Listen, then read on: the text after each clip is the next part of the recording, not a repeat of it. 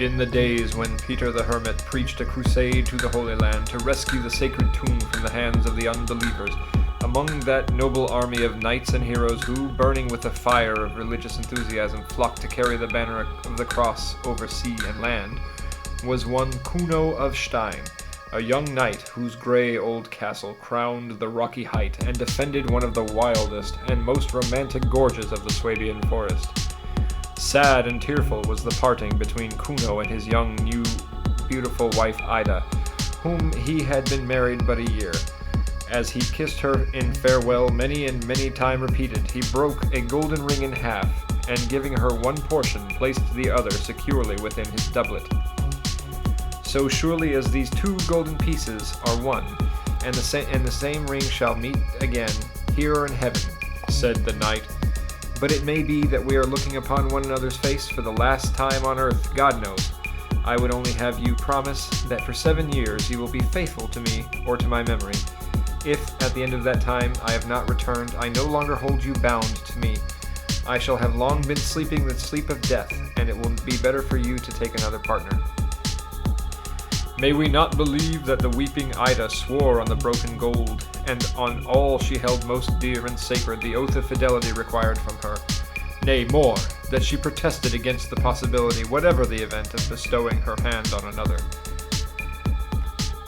At the end of 7 years, it is my desire, should I not return, that you should do so, said Kuno.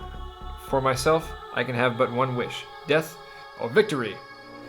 Victory and happy reunion, echoed his young wife cheerfully, as she waved him a last adieu, and then returned to the solitude of her grey old castle to weep and pray. Who does not know the story of the Crusaders' trials and triumphs, how a weary journey and foul food, pestilence and dissension wreaked havoc among them and thinned their ranks hour by hour, long before an enemy's arrow touched them? Yet how, in spite of all, the heroic little band of survivors struggled on, and at length, within sight of the holy city, the goal of so many hopes, fell on their knees and kissed the ground for which they were afterward to battle and to bleed. Foremost among those who planted the sacred symbol of the faith upon the burning ruins of the enemy stronghold was Kuno of Stein, saved as by a miracle from the death which was being dealt on all sides of him. Yet for the brave knight a fate even worse than death itself was reserved. But a few days after the capture of Jerusalem, in a sudden onslaught of the enemy, he was surprised, surrounded, and taken prisoner by the Saracens. Carried away from hope of succor and sold as a slave, the unhappy knight wore out year after year in a miserable and hopeless captivity, each year as it passed rendering him only the more dejected, his longing for home and fatherland the more intense. At length, the 7 years of which before leaving for the Holy Land he had spoken to his wife drew to a close. The 7th anniversary of the day on which he had last gazed upon her tearful face and pressed her to his heart arrived. Alas, cried the miserable man as he lay sleepless upon the straw in the dungeon, where like a dog he was kennelled. Alas, I shall never again behold that dear form in my arms, never again hear the voice which was as music to my ears. I am as one dead, and another will call her by the name of wife, and receive her gentle caresses. This thought was bitterest of all in the mind of the captive. While he thus brooded miserably upon his woes, there stood behind him a form which he could only in the uncertain moonlight make out to be that of an aged man. "Do you, in truth, so long to return to your faraway home?" asked the stranger. "That indeed I do," returned Kuno. "Could I but fly over land and sea, to have but one momentary glimpse of my dear native valley, of my dear wife's face, I would give, alas, I have nothing left to give, but I would for this boon willingly pass the rest of my days in slavery." The stranger smiled. "I will help you to attain the object of your desires," he said. Kuno, starting up from his bed of straw, was about to kiss the hand of his benefactor in gratitude, when the man stayed his movement. "Wait a minute," he said. "I have also my conditions." "You cannot ask too much," said the grateful knight. I will promise you a safe and speedy return home. I will provide you a steed for your journey. All that I require of you is that you should on your journey fall asleep. You will become mine, body and soul. Should you, on the contrary, reach home without sleep having once overcome you, I claim no sort or kind of reward. What say you? The knight started, becoming for the first time aware of the character of his mysterious midnight visitor. He hesitated. Think the matter over, said the stranger with a grim smile. And remember, the 7 years have just expired, that your wife is still young and beautiful, and that she believes you dead. Stay! Cried the unhappy knight. But the form of his strange visitor had already melted away into the darkness, and he was left alone to his own disturbed and melancholy thoughts. Before morning he fell into a fitful, agitated slumber, and dreamed. Once more in fancy he found himself in his own beloved home, within the walls of his own grey castle, but it was only to witness a scene which was absolute torture to his fevered brain, the marriage of his wife to another. He woke up from sleep with a cry of agony, and all day long the horrible vision haunted him, and proved a greater pain to him than the burdens that he was forced to carry, or the dreaded strokes of the slave-master's whip. At night, as again he lay wakeful upon his wretched bed, his visitor of the previous night appeared to him. "Do you accept my offer or not?" asked the stranger. Once more Kuno hesitated. "I wish to be your friend," said the man.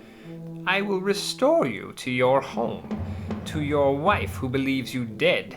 I will rescue you from the miserable life you are now leading, and in return I ask simply nothing. For if you choose to keep awake during the journey, you can of course do so. What do you decide? Yes or no? What you do must be done quickly. If you remain away from the beautiful Ida another year, it will be better for you never to return at all." These last words decided the knight. "Stranger, I will trust myself to you," he said. "Take me only where my heart yearns to be, and I will submit to any conditions you may impose."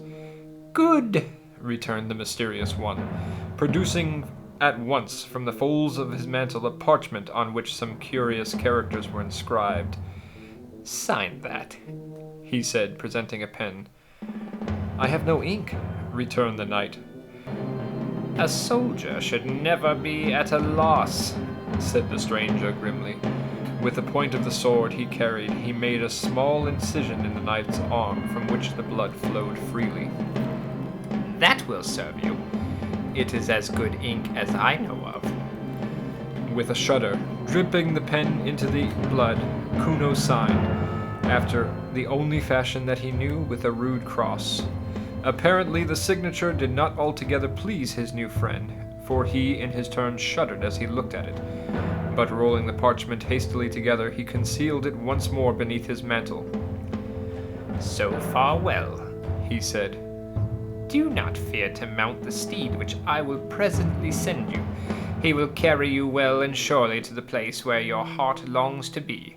A happy journey to you, Sir Knight." Kuno was not a little startled to find standing by his couch an enormous lion with a flowing mane. At first he was disposed to spring away in terror from so strange a visitor, but when the huge animal, after regarding him with a mild and dignified expression, approached him and bent before him as though inviting him to mount upon his back, the knight's fears vanished. With a certain courage of desperation, he swung himself across the strange steed, and to his surprise found that he sat as easily and comfortably as though he were in a saddle.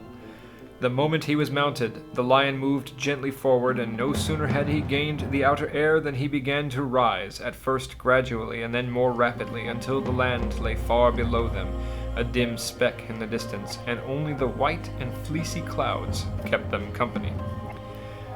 Quicker and quicker flew the lion over sea, over land, over mountains, swiftly and easily as a bird flies, while the knight, as he sat astride the creature's broad back, and grasped his bushy mane with both hands, sat fearless and undismayed by the strangeness of his position. Delightful visions of home he was soon to see, and of the wife he was so soon to embrace floating before his eyes.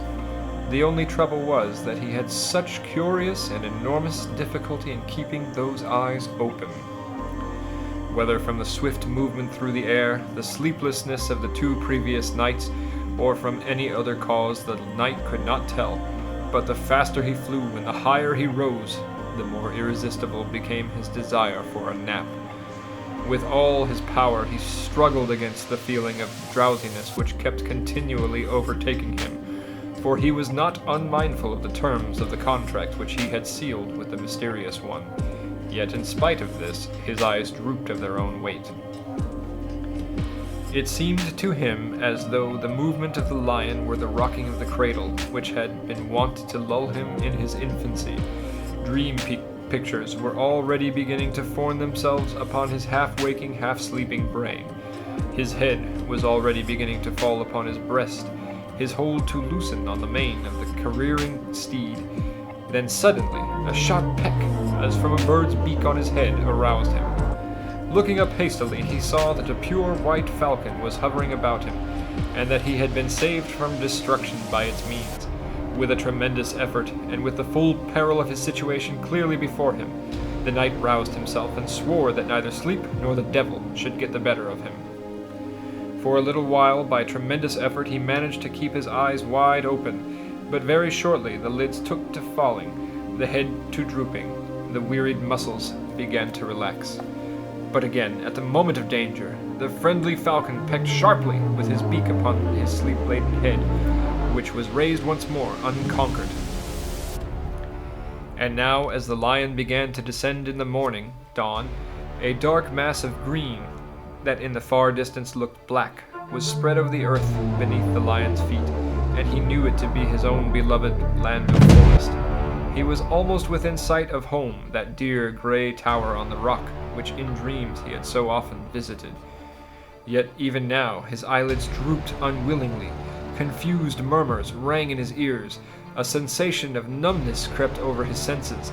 Had it not been for the constant exertions of this attendant bird who flapped her wings in his face, and fanned the refreshing breeze to his cheeks, and plied her sharp little beak, now to his brow, now to his ear, he would have fallen, even at the last moment, into the power of his betrayer. As it was, the lion, gently descending in a series of gradual curves, alighted before the very gate of Kuno's ancestral home, and the knight, springing off his back, saw him mount again with a rapid swimming movement, far back into the blue air. As he rose, there fell from amid the creature's thick mane a parchment, which, as it descended, scattered itself in 1,000 torn scraps upon the ground, while upon the topmost stone of the castle sat the falcon, its white wings bathed in gold by the rays of the rising sun.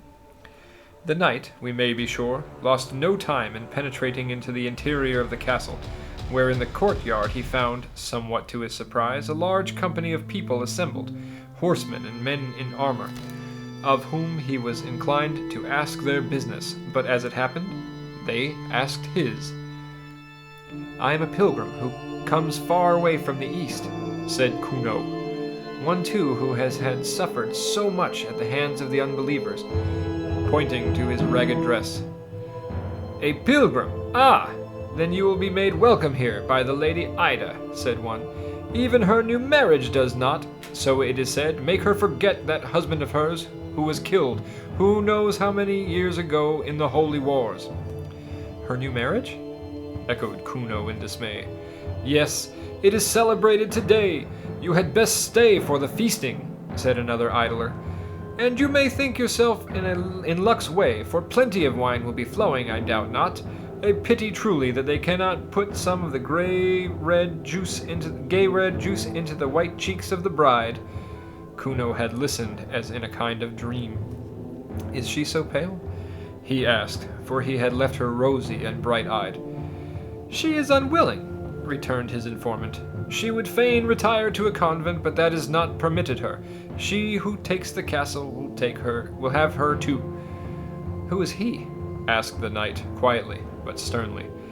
And when he knew that it was none other than his cousin Berthold, and his near kinsman and old enemy, he knew why he had claimed the Lady Ida as part of his dead cousin's heritage, and why the bride's cheek was pale, for in early years Berthold had loved the lady with a fierce, wild love that had met with no requital, and in later years had hated her with as bitter a hate as that he had bestowed on his successful rival. Kuno bided his time, but at the marriage feast a pilgrim from the Holy Land, with long, unshaven beard and travel-stained clothes, approached the white-faced bride, and with a low bow begged to drink a wine-cup to her happiness. The lady sighed, but silently filling a goblet presented it to her stranger guest. He drank, and as he gave the goblet back into her hands, dropped it into a piece of metal which clinked against his sides. "A poor pilgrim's bridal gift," he said humbly. It was a half-circle of gold. With a sudden cry, the lady seized from her bosom, where it had always lain since the cruel day when Kuno had bade her farewell, a second half-circle, similar to that which she now held in her hand. With agitated, trembling fingers, she laid the severed portions against each other. "They are one!" she cried in tremulous delight, and when she thought to separate them, she could not, for the two severed halves had once more united. At the same moment, looking down upon the bowed head of the pilgrim who knelt before her, the lady recognized, under the travel-stained garb and disgusting beard of the wayfarer, the dearly loved features changed and haggard by time and suffering of her own true knight. In another moment, husband and wife were in one another's arms. In gratitude to the bird who had saved him from the wiles of the wicked one, and restored him to home and happiness, Kuno von Stein adopted the falcon as his device, and his descendants, of whom there were many, were known by the name of Falkenstein. They acquired, as we have seen, an unenviable reputation both for themselves and their valley. Indeed, it would seem that the evil one, having been baffled in his designs on Knight Kuno, took his revenge by appropriating to himself the knight's descendants. However that may be, the name of Falkenstein became a very terror and byword in the land, a synonym for violence and robbery, and it was at length through the misdeeds of its owners that the castle came to an end.